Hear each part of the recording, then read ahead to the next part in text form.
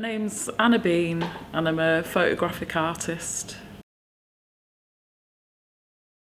I did a diploma in photography as a mature student and then went on and did a degree in fine art at university, carried on studying, worked as a community artist, then started teaching, got into using online sort of photo documenting, like a thing called Photolog where I used to put a picture up every day.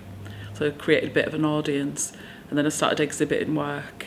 But when I first exhibited, it was a lot of work that I'd had online and somebody mentioned that they'd seen it before. So I sort of kind of thought about this new work, creating new work that people haven't seen before, influenced by a tutor at university who'd seen some fancy dress photographs I'd taken, social pictures, and sort of suggested that I might set this up.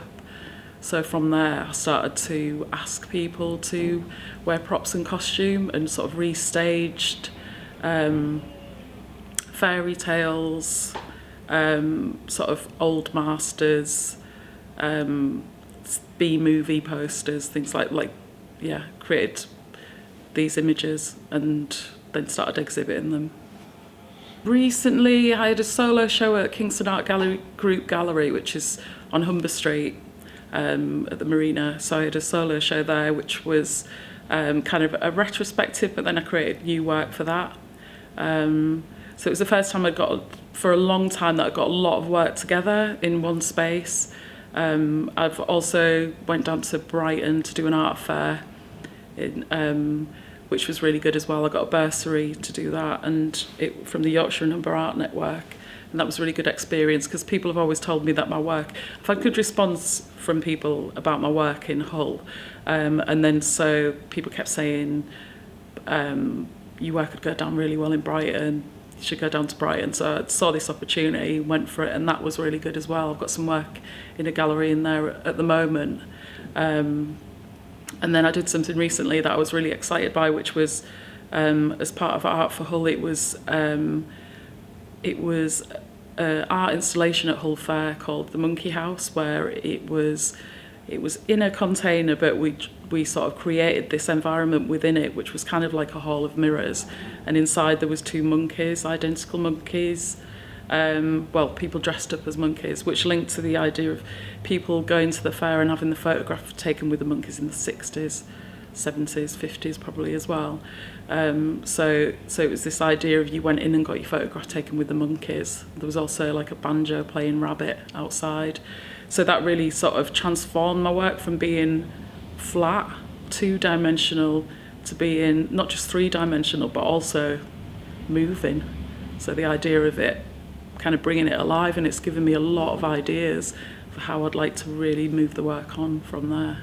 So Illuminate is a project that's it's me and a photographer called Verity Haar, and it came from I went to Bradford with her. She did a talk at Red Eye Photography Network, which is a Manchester organisation. So she did a talk at the Impressions Gallery in Bradford. And while we were there, we were sat thinking about it, and we were thinking we could kind of create something like this, which is like, it's basically a network that allows people to talk about a project of work in a very short space of time, present to a group and get some sort of feedback on it. And we thought we would really like the idea of doing that in Hull. We got some Go See from Art for Hull, Roots and Wings, so we got some money to go to Liverpool as part of it was Look 15. It was like a photo festival in Liverpool.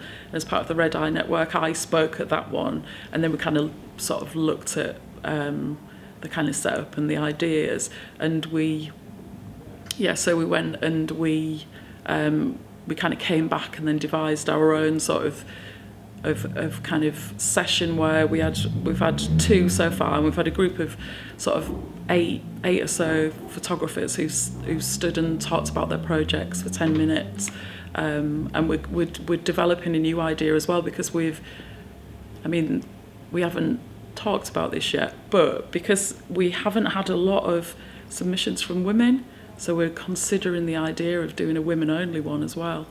So that's where we're developing that. I mean, Hull is where I've lived, and I wasn't born here, but I've lived here since I was about 9 or 10. so it means home. It's a small place in some respects, so it's a nice place. It's a bit villagey, so you feel like, you know, you walk down the street and you bump into people you know. The area that we live in is quite sort of culture. A lot of people are into sort of culture and art and music and things, so it's quite interesting, exciting. It's not really. There's a cross between people who have got and people who haven't. So there is quite a, you know, so there's an issue with the amount of jobs there are and the amount of, you know, there is some poverty and some extreme, but there's a lot of real good stuff as well. But I have noticed since the announcement of 2017 that the focus on culture in Hull has really sort of, raised people's aspirations. You can see people really having a go at stuff. There's a lot of, you know, where people are wanting to be involved in the City of Culture, and it's not necessarily at those kind of stages yet, but I know that a lot of people are doing a lot of different things. So just the idea that we have got this City of Culture approaching means that people feel confident to have a go at doing things. So there's a lot going on from being, I'll look on my Facebook events page and it'll say something like, you've got 11 events this week, you know, so there's a lot of stuff going on, dance, music, art, photography, you know, a lot of different genres. So at the moment, Hull's quite interesting, exciting in the way that it's developing.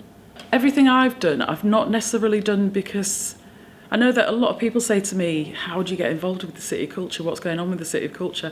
And I don't think it's necessarily about the City of Culture. I think it's fantastic that we are going to be the City of Culture for 2017. But it's to me, it's not really about that. It's about before that, after that. And I think to be involved, you just have to do stuff, whatever that might be. And it's not necessarily because somebody else is kind of directing that. It's thinking about what you might want to do and start really small and just keep on doing it and then grow gradually, bit by bit. Don't think that you're going to change the world with the first thing that you do. And I think whenever I go to galleries in London, like say I'm walking around the Tate and you've got to show some like about, I don't know, Liechtenstein or something like that, the thing that kind of always sort of like touches me with that kind of work is how prolific these people are and how much work they make. So sort of one piece of advice would be just keep making stuff, like keep making it. Don't worry about whether it's good or not. Like Andy Warhol said, like don't worry about what other people think of it. Just keep making it and then decide.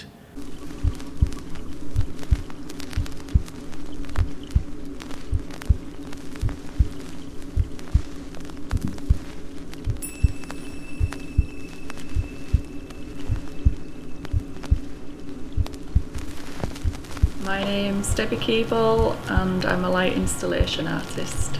Graduated from Hull School of Art and Design in 2011.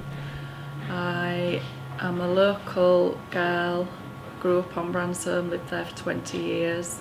I've recently worked for Freedom Festival and I'm working on Leeds Light Night in October. I make screen prints, large scale screen prints. I print onto transparent materials using glow in the dark pigments and hang the sheets in internal or external spaces and light with UV LED lights.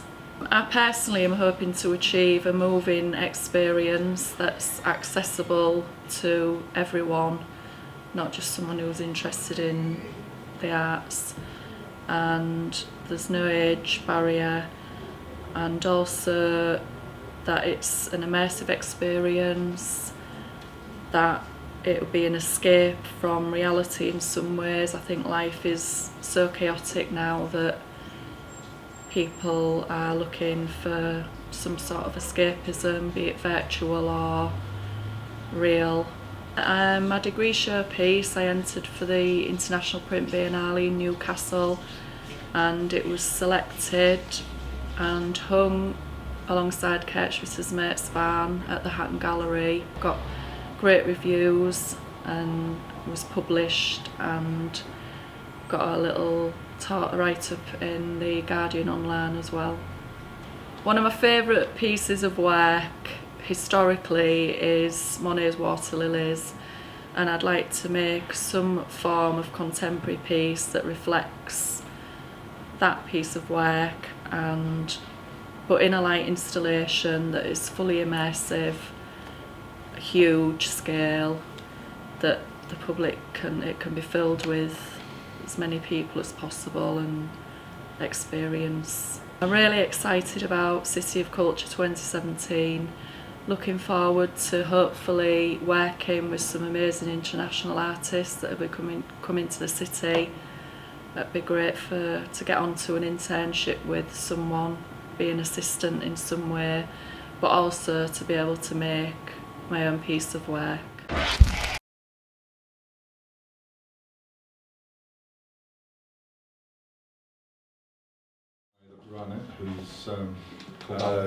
I'm Howard Walmsley. I'm a filmmaker, artist and musician. I began making films with a friend, Richard Roberts, when we began using 16mm. We made a film called Biting Tongues, which was made of several 100-foot rolls of 16mm film, and the final product was every frame, so we used the negative and the positive. And even the gash pieces of leader that the labs used to put on with random footage on. Since then I've made TV commercials, all manner of making work for money, but in the meantime I've always produced my own work. I make mainly documentaries, mainly exploring the human condition through media. So, for example, I made a documentary about MC Tunes, which was recorded over 20 years. So that charts, some of it's shot on film, some of it's shot on tape, some of it's digital. I began a project with Edward Barton, who's an artist and musician based in Manchester. Edward is also a collector of interesting objects, and he collects teddy bears, he collects children's shoes and dummies, but he also collects old ladies' purses. My mom lost or had her purse stolen. In that purse was one of those who to contact if something goes wrong kind of things, which was me. The purse ended up with Edward Barton, who then had my phone number again. He got in touch and said, I stole those tapes, do you want to carry on? So we did, so we've been working together ever since. Spanning time again, looking back, I used to collect found photo booth images because for some reason, if analog photo booths, so a one-off hit, you put your money in, you get the shots, there's no possibility of doing it again.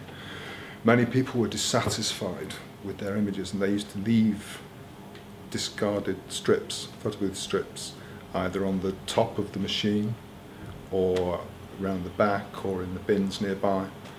And I used to rummage for those and collect them.